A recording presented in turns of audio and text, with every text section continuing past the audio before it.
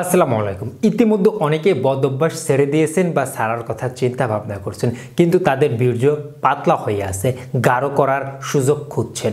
আজকে খুবই সংক্ষিপ্তভাবে 3টি খাবার, মাত্র 3টি খাবার অল্প কিছুদিন খেতে পারলে ইনশাআল্লাহ পাতলা বীর্য গাঢ় বা ঘন হবে, সাথে সাথে বিশেষ শক্তিটা অনেকটা বৃদ্ধি পাবে।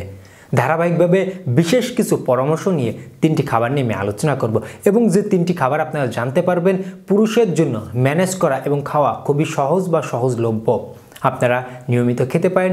আমি আশা করি অল্প দিনে অতীতের ঘাটতি পূরণ হয়ে ভালো একটা অবস্থানে চলে আসতে পারবেন। চলুন আমরা মূল আলোচনায় ফিরে যাওয়া যাক। প্রথমেই বলতে চাই, আমার প্রত্যেকটি ভিডিও মেডিকেল থেকে তুলে ধরা হয়, অবশ্যই শিক্ষণ হিসেবে দেখবেন। 3টি খাবারে যাওয়ার আগে একটু কথা না বললেই নয়, কারণ আজকে 3টি খাবার আপনারা গ্রহণ করার পরে আপনাদের বীর্য গাঢ় হলেও আবারও কিন্তু পাতলা হতে পারে। যদি এই ভুলগুলো আপনাদের থাকে, তার মধ্যে নাম্বার 1 অতিরিক্ত আউট করা। সেই আউটটা হতে পারে আপনাদের হাতের মাধ্যমে, হতে পারে অতিরিক্ত স্ত্রী মিলনের কারণে, হতে পারে অতিরিক্ত পরিমাণে স্বপ্নদোষের কারণে, হতে পারে অতিরিক্ত পরিমাণে ধাতু ক্ষয়ের কারণে। এই কারণগুলোর জন্য অতিরিক্ত ত্যাগ করার কারণে আপনাদের পাতলা হয়ে যেতে পারে। এই বিষয়টা মাথায় রাখতে হবে, অতিরিক্ত আউট করা থেকে বিরত থাকতে হবে। নাম্বার 2, রাতের ঘুম পর্যাপ্ত না পড়ার কারণে। রাতের ঘুম পর্যাপ্ত না পড়লে আমাদের টেস্টোস্টেরন হরমোন ক্ষমতা ভালো কাজ করে না, যার কারণে উৎপন্ন ক্ষমতা স্লো কাজ করে, এর জন্য পাতলা হয়ে যেতে পারে। নাম্বার 3, পুষ্টি সমৃদ্ধ খাবার গ্রহণ না করা।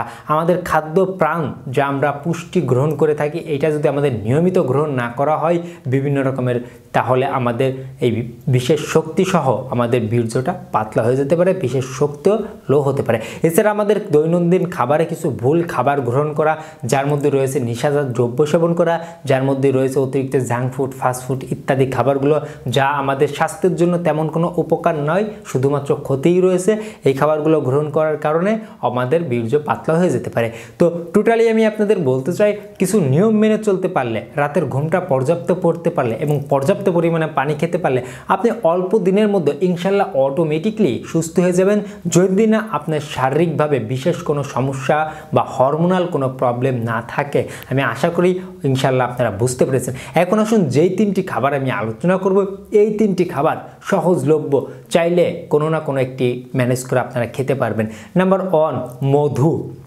নাম্বার 1, মধু হয়তো বা ম্যানেজ করা একটু কঠিন, কারণ খাঁটি মধুটা বর্তমান সমাজে বা বর্তমান বাজারে ম্যানেজ করা একটু কঠিন। তারপরও যেহেতু আপনাদের বিশেষ একটা বিষয়ে কাজে লাগবে, তাহলে আপনারা একটু কষ্ট করে চাক ভাঙানো মধু ম্যানেজ করে আপনারা গ্রহণ করতে পারেন। প্রতিদিন 2 থেকে 4 চামচ মধু যে কোনো সময় খেতে পারেন, সব থেকে বেটার বা ভালো হয় সকালবেলা কালিজিরা বা কালোজিরা দিয়ে বাসি পেটে 1 থেকে 2 চামচ মধু এবং 1 চিমটি কালোজিরা খেতে পারলে সর্বলোকের মহা ঔষধ হিসেবে আপনার স্বাস্থ্যের জন্য কাজ করবে। আমি আশা করি নাম্বার 1 খাবার বুঝতে পেরেছেন। নাম্বার 2, ডিম। খুবই সহজলভ্য একটি খাবার এবং পুষ্টি সমৃদ্ধ একটি খাবার। ডিম খেলে আমাদের বিভিন্ন রকমের গুণাগুণ আমাদের শরীরে কাজে লাগবে, তেমন আমাদের বিশেষ শক্তিতে কাজে লাগবে।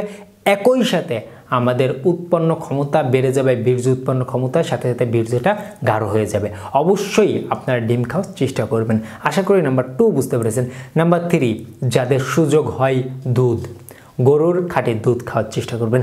দুধে ক্যালসিয়াম সহ অন্যান্য উপাদানের অত্যন্ত গুরুত্বপূর্ণ ভূমিকা রয়েছে, যা আমাদের মানব স্বাস্থ্যের জন্য খুবই দরকার বা জরুরি। আমরা নিয়মিত দুধ খাওয়ার চেষ্টা করব। এই 3টি খাবার আমরা নিয়মিত কোনো না কোনো একটি খাবার বা যেটা সহজ হয় বা যেটা ম্যানেজ করা সহজ হয় সেই খাবারটি গ্রহণ করব।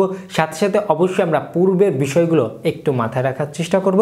যদি দেখেন এরপরও আপনার সমাধান না আসে, তাহলে অবশ্যই আশেপাশে একজন চিকিৎসকের পরামর্শ নিতে ভুলবেন না। এই ছিল আজকের ভিডিও। আপনাদের কোনো প্রশ্ন থাকলে কমেন্ট বক্সে কমেন্ট করতে ভুলবেন না। আমাদের ভিডিওটি ভালো হলে শেয়ার করতে ভুলবেন না। আশা করি সবাই ভালো থাকবেন, সুস্থ থাকবেন। দেখা হচ্ছে পরবর্তী কোনো একটা আপডেট ভিডিওতে। খোদা হাফেজ।